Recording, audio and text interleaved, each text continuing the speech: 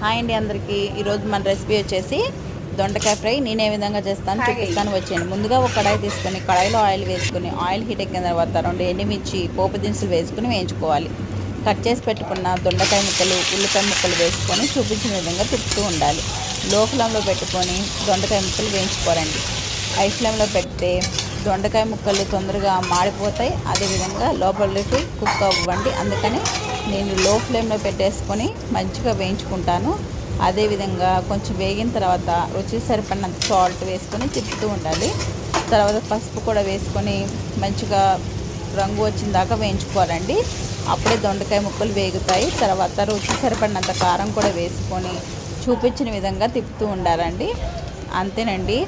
తిప్పుతూ ఉండి కొంచెం కారం వేసిన తర్వాత కూడా ఒకసారి తిప్పేసేయాలి. తిప్పిన తర్వాత కొంచెం కరివేపాకు వేసుకుంటే స్మెల్ చాలా బాగుంటుందండి. అలాగే రుచి కూడా చాలా బాగుంటుంది. అందుకనే కరివేపాకు వేసుకుంటే చాలా హెల్త్కి మంచిది. అలాగే కూరలు కూడా చాలా టేస్ట్గా ఉంటాయండి. అంతేనండి. ఎంతో సింపుల్గా దొండకాయ ఫ్రై. నచ్చితే ఒక లైక్ చేయండి.